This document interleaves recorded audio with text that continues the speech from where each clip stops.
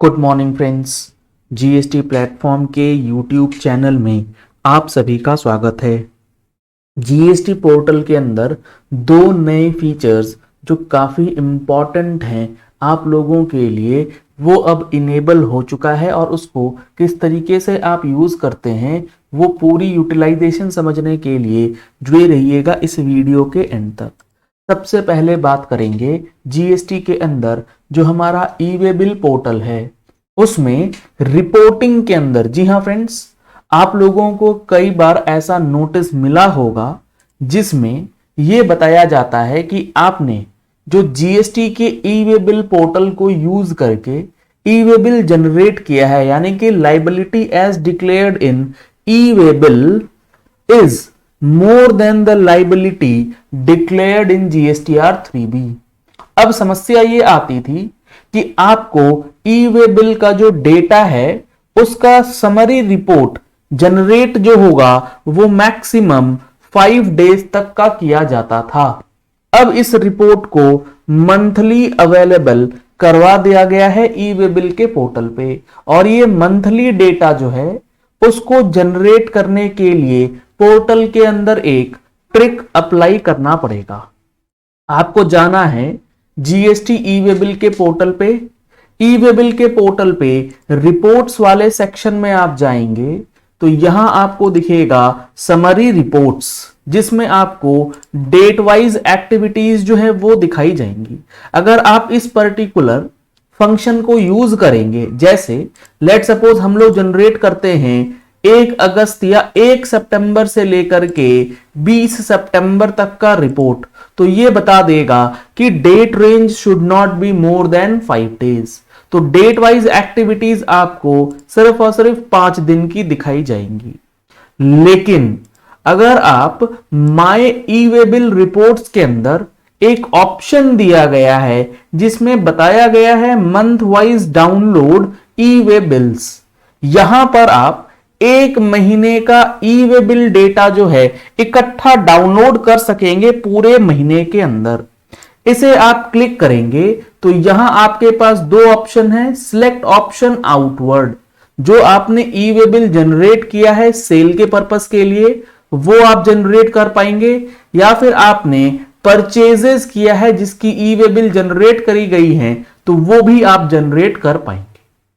यहां पर आपको मंथ सिलेक्ट करना होगा, और मंथ सिलेक्ट करने के बाद आप जैसे ही सर्च पे क्लिक करेंगे अगर कोई डेटा होगा तो वो डाउनलोड हो जाएगा। जैसे अगर हम लोग आउटवर्ड सप्लाई करें तो यहां पर आपको दिख जाएगा टोटल काउंट हो गए 4।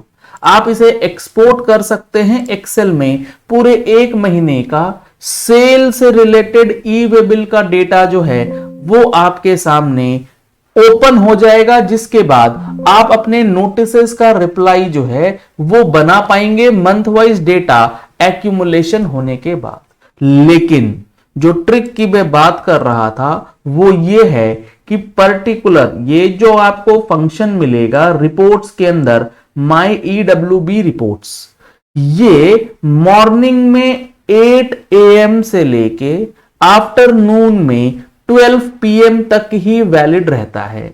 यानी कि दिन में 8 बजे से लेके 12 बजे के बीच में ही आपको ये रिपोर्ट जो है वो जनरेट करनी है। 12 बजे के बाद ये रिपोर्ट नहीं जनरेट होगी। आपको फिर अगले दिन का इंतजार करना होगा। दिन में 8 बजे यानी कि सुबह 8 बजे से रात 12 बजे तक आप इस पर्टिकुलर फीचर को यूज कर पाएंगे।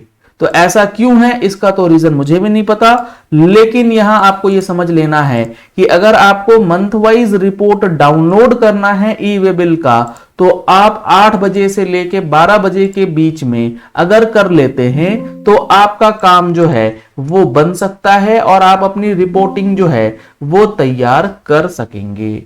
ई वे बिल का जो रिपोर्टिंग सिस्टम है उसके अंदर मंथ वाइज अभी इनेबल किया गया है, ईयरली इनेबलमेंट अभी भी नहीं है। और किसी भी रिपोर्ट में आप जाएंगे, चाहे वो आउटवर्ड सप्लाई की डेट हो, यहां पर आप जैसे ही करेंगे 5 दिन से ऊपर कोई भी डेटा जो है आपको इकट्ठा डाउनलोड करके नहीं देगा। 8 बजे से 12 बजे के बीच में ही आपको ये चीजें करनी होंगी। अब ई वे बिल के बाद जब हम लोग जीएसटी पोर्टल पे आते हैं तो जीएसटी पोर्टल में आपको एक पर्टिकुलर मिसमैच रिपोर्ट, जी हां फ्रेंड्स, जीएसटी ई वे बिल के बाद पोर्टल में एक फैसिलिटी यानी कि मिसमैच रिपोर्ट जो है वो अब अवेलेबल करवा दी गई है। इस मिसमैच रिपोर्ट के जरिए आप अपना जीएसटीआर 2A का डेटा, जीएसटीआर 2B का डेटा जो अपलोड होती है जीएसटीआर 1 ऑफ द सप्लायर के बेसिस पे, उसको कंपेयर करके जो भी चीजें मिसमैच होंगी वो इस रिपोर्ट के अंदर आपको बता दी जाएंगी कि किस महीने आपने कितना इनपुट टैक्स क्रेडिट क्लेम किया है और वो इनपुट टैक्स क्रेडिट आपके सप्लायर ने जीएसटीआर 2B में अपलोड किया है या नहीं। तो इस चीज को अभी आप फिलहाल अपने अकाउंटिंग सॉफ्टवेयर, जैसे कि मान लेते हैं आप टैली का अकाउंटिंग सॉफ्टवेयर यूज करते हैं, तो उस टैली के अकाउंटिंग सॉफ्टवेयर में इंस्टॉल कर सकते हैं, इनकॉर्पोरेट कर सकते हैं, जिसके अंदर ऑटोमेटिक 2A 2B रिकंसिलिएशन जो है आपके डेटा का हो करके आपको रिपोर्टिंग जो है वो दे दिया जाता है। जैसे अभी आप टैक्स ऑडिट रिपोर्ट फाइल कर रहे हैं तो टैक्स ऑडिट रिपोर्ट के अंदर क्लॉज 44 की रिपोर्टिंग में आप लोगों को काफी परेशानी आ रही होगी। वन क्लिक रिपोर्टिंग का ऑप्शन भी अवेलेबल हो चुका है टैली के अंदर। अगर आपको ये टूल्स परचेज करने हैं तो आप दिए गए नंबर्स पे कॉल करके, व्हाट्सएप करके one click reporting of clause 44 जो है वो परचेज कर सकते हैं। 2A 2B रिकंसिलेशंस जो हैं वो भी परचेज कर सकते हैं। काफी सारी चीजें ऐसी हैं जिसको आप टूल की मदद से, वन टाइम पेमेंट है और वो सारी चीजें आप बेनिफिट ले सकते हैं, अपनी रिपोर्टिंग जो है वो और इफेक्टिव तरीके से करवा पाएंगे। अब यहां पर जो ये मिसमैच रिपोर्ट है इसके बेसिस पे आगे चल के आपको नोटिसेस जो हैं वो भी दिए जा सकते हैं कि आपका जीएसटीआर 2B का जो डेटा है वो 1 करोड़ रुपए शो कर रहा है, लेकिन आपने 1 करोड़ 10 लाख रुपए का इनपुट टैक्स क्रेडिट अपनी जीएसटीआर 3B में क्लेम किया है, तो उसका रीजन जो है वो आपको समझाने के लिए बोला जा सकता है। तो ये 2 नए फीचर्स जीएसटी पोर्टल में अपडेट कर दिए गए हैं आप लोगों के बेनिफिट के लिए। गोल्ड के लिए जो ई वे बिल बनना था वो ऑप्शन अब यहां से अभी डिसेबल किया गया है, क्योंकि किसी भी स्टेट ने अभी तक फिलहाल नोटिफाई नहीं किया है। एक बार वो नोटिफाई हो जाएगा उसका फीचर भी आपको यहां अपडेट कर दिया जाएगा। चलिए इस वीडियो को यही एंड करते हैं। आशा करते हैं आपको ये पॉइंट्स क्लियर हो गए होंगे। जीएसटी के अंदर ये जो नए फीचर्स आए हैं इसका बेनिफिट आप किस तरीके से ले सकते हैं। अगर आपने हमारे चैनल पे फर्स्ट टाइम ट्यून इन किया है, चैनल को सब्सक्राइब करने के लिए नीचे दिया गया रेड कलर का सब्सक्राइब बटन प्रेस कर लीजिए। साथ में जो बेल आइकन है उसे प्रेस कर लीजिएगा ताकि वीडियोस की नोटिफिकेशंस आप तक रेगुलरली पहुंचती रहें। Thank you and have a nice day.